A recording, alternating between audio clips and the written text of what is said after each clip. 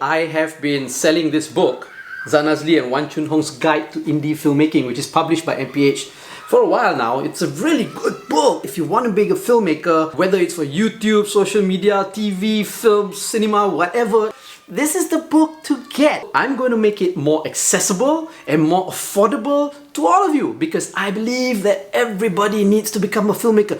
The more filmmakers we have in the world, I think this world will be a better place to live in. Now it's available as an electronic book download on my website. I'm going to link it here. It's really cheap, it's really affordable. It's only 5 ringgit if you want to get the ebook version. Okay, 5 ringgit. It doesn't really cost much, right? It's just a little bit of something for me. I mean, it did take a lot of work to write. Each chapter of this book talks about one part of the filmmaking process. And for each chapter as well, I interview a local filmmaker. It's only 5 ringgit. It's only 5 ringgit. You're watching and listening to the FAT BIDIN Film Club. I'm assuming I'm Zan Azli. And I'm Shelley Mustafa. Every week we watch a local film and we review it. And this week we're watching a local film and we're reviewing it. And the film is called Memori.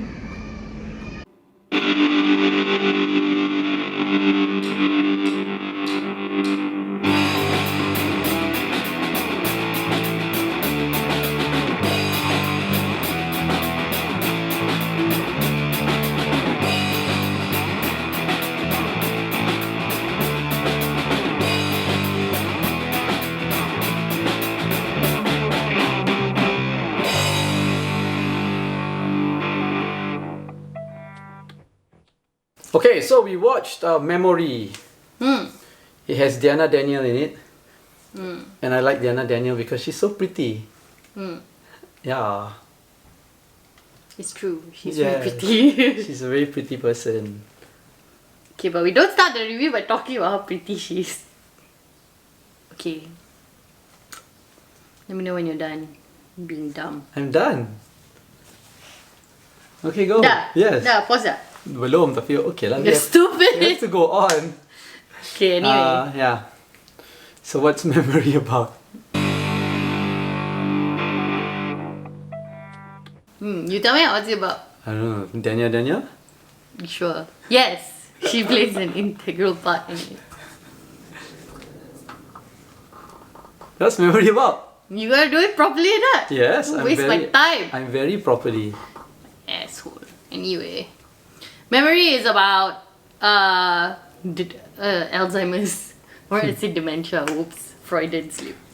Anyway, it's about this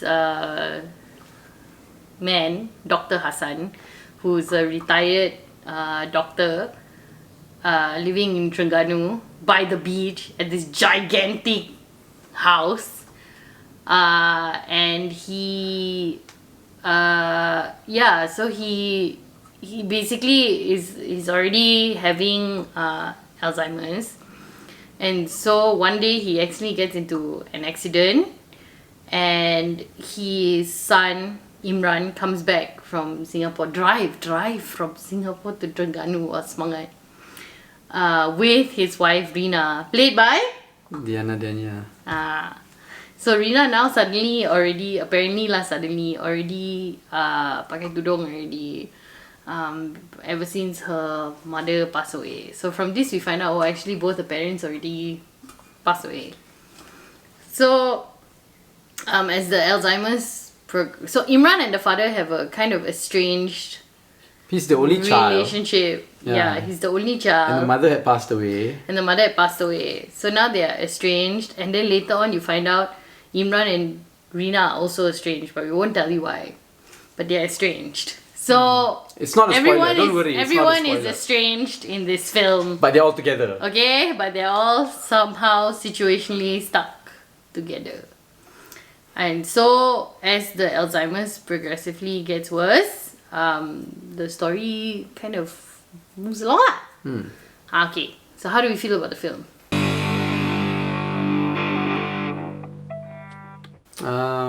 I actually quite enjoyed the film. I mean, it's not the best film out there, but I enjoyed the film because Diana Daniel. So this is not a very this is like a Bito Kushari review, is it? Wait, it's just not going to be objective. No lah, okay. No, actually the film is quite pleasant.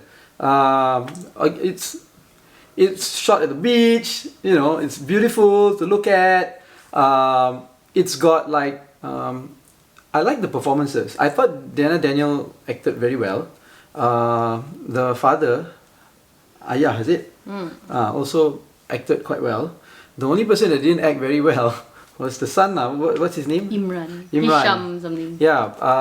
I mean, again, to be fair, in the beginning, I didn't see his performance being actually very well because he's like next to Diana Daniel.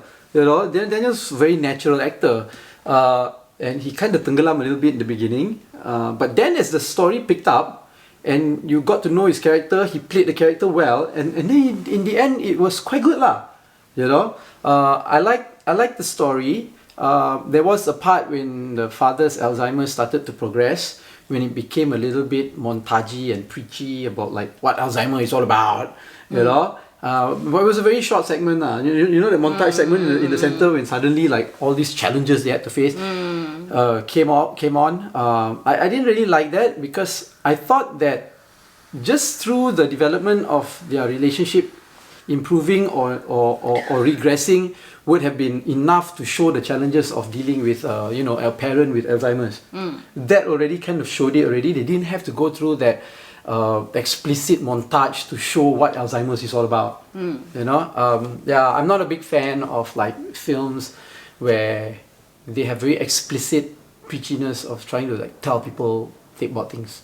I'm not a big fan of that lah. I mean, unless it's like corporate videos or instructional videos, okay, or news or like hard news, you know, then it's fine. But for films, I mean, we want it to be a little bit more creative lah. But other than that, I think it was very nice. I really like the development of like characters and the relationship between the husband and wife. Right? I like that because throughout the whole film, you felt like there was no hope for them. Now, I don't want this to be a spoiler, right? But it's actually because they're estranged. Yeah, yes. But it's not really a spoiler lah. You know, but I like to see that they had some development. You know, so did his relationship with his father as well. You know, in the beginning, it started off as being a little bit cliche. You know, father sick, son come back. You know, but you know, as it developed, it was still a little bit cliche. I was gonna say, if you think about it, it was still a little bit cliche. The ending is so TV3. Yeah, it's still a little bit cliche, but I don't know. I think because of their performances being quite natural, it made it more palatable. So yeah, and again, I mean, it's not the greatest film out there, but it was a pleasant enough film for me to really to like it, to enjoy it. Yeah. What do you have to say? I thought it was very again, not the greatest film, but not a bad film. And yeah, quite a it's a solid enough film lah. Yeah. I personally watching it was kind of painful because my father has dementia and my father is very old and he doesn't live alone, but it's very, not to say difficult to care for him, but I think as children you always feel that you're not doing as much as you can be doing, should be doing, and in this film I think that Imran wanted to, he came back when he found out his father was sick. He wanted to be the one to take care of the father, but it was too late already because they are so estranged that there's no connection between him and the father, that the father like doesn't want him basically and only wants Rina, his daughter-in-law, which who wouldn't he want? was very who like, wouldn't want his daughter-in-law? Which, you know, Imran was very resentful about lah, because he's like, this is my father, not your father or whatever. And I was like, okay bro. So I think the film was really kind of about redemption in a way for everybody, because there's also the few supporting characters, right? There's a doctor who's taken over the father's practice, who's kind of helping to take care of him with his family, and then there's also this guy who used to be Imran's like bully victim with Imran or whatever. Yeah. And eventually everybody kind of repairs all of the relationships between each other. Yeah. I mean, they don't repair it in a perfect way. Correct, but that's life what. Memang there is no situation where you will repair it And even 100%. even like the estrangement between the son Imran and the father also, it's like both of them their faults, you know? The reason for their estrangement, honestly, I felt was a bit dumb. But also, who am I to negate someone's trauma? Maybe in this film, the purpose of it was that, it was such a traumatic one, and then I'm holding you to it forever, whatever lah. And not only that, they were blocking memories in their past. Correct. And you know that this film is inspired by a true story. Oh, is it? Yeah.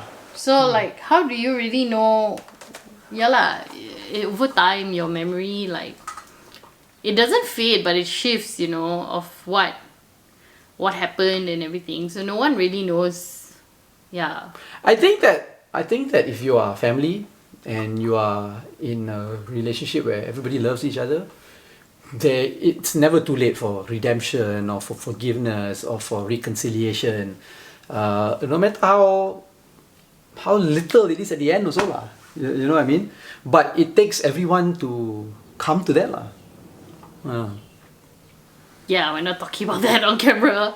But why? yes, I feel that way. So sure, great. I cannot talk it about that must on be camera. nice coming from a very loving family where everybody loves each other. Yeah. Anyway, it is very much. Yeah. So it was overall a very beautiful film. I thought it was very accurate in depicting kind of both the frustrations of getting old and getting sick, and also the frustrations of having to be responsible for someone who is kind of old and sick. At the beginning, again, not a spoiler, there's a scene where, because he come back already, right, his father accident, the father tells them that he has Alzheimer's, but he has already put in place all these plans because he doesn't want to burden his son, burden the daughter-in-law, right? Yeah. Which I thought was quite nice. That was so beautiful, you know, because you are still in that mode where you're kind of a parent and you're kind of thinking about how you don't want to basically menyusahkan your child lah. But obviously in the end they tak sampai hati to do what he asked them to do, and then he lah. And I think that's quite natural for children and parents and all that. Very beautiful. I don't know. It's a very emotionally invoking film. Yeah. And it was a pretty hard watch lah for me anyway. Like for example, like my parents, right? They never want to bother us. They're living their life, never do anything to try to bother their children and all that. But like naturally, I just want to spend time with them. You know, like if in a week I don't see them, I'll ask you, hey, call mommy, don't want to come for dinner? Such a loving relationship, can't even call his mother. Wow, that is like an internal joke lah. Sure. But you know, I think that parents should not make it an obligation for their children to take care of them, or like a responsibility that you must be obligated to do. Because if you have a good parent-children relationship, right? Why wouldn't your children want to take care of you? Why wouldn't your children want to spend time with you? You know what I mean? I'm not saying that all families are like no problems. Everybody has problems. But it takes mature people to realize all that lah. You know? Yeah, but this film was difficult because it shows the difficulties in not having that. When you don't have a connection with your parents. Yeah, that's true. But you still have to choose between, do you just relinquish your responsibility or do you, because your father had already put things in place, or do you step up and take care of your father in his like basically final days? What do you then choose to do? And then what do you do with all of this resentment that you have at the same time when you have to also take care of your parent? That one was like huge in this film, like, you know, this constant battle between how resentful he feels and how he's still trying to be understanding. And it's offset by Rina lah, Daniel's character, who is basically the only consistent like affection throughout. So yeah, would you tell people to watch this film? Yes. Okay, Yes, I also agree. It just premiered yesterday, so Yeah. go and watch the film. Diana Daniel. Okay. I'm a fan. What was that movie we saw where she acted like this tomboy in this college? Girl and Ginju too. Oh yes. We've seen a lot of Diana Daniel. No, she was in Imaginor also, which we really loved. Yeah. Just saying. Okay, anyway. Okay, so that's what you think. Like this video, don't like this video, subscribe to our channel. Follow us on all our social media platforms at FAT BIDIN, or go to fatbidin.com to get everything you've been watching and listening to the FAT BIDIN Film Club. I'm Zan Azli. And I'm sure it was Taman. Then-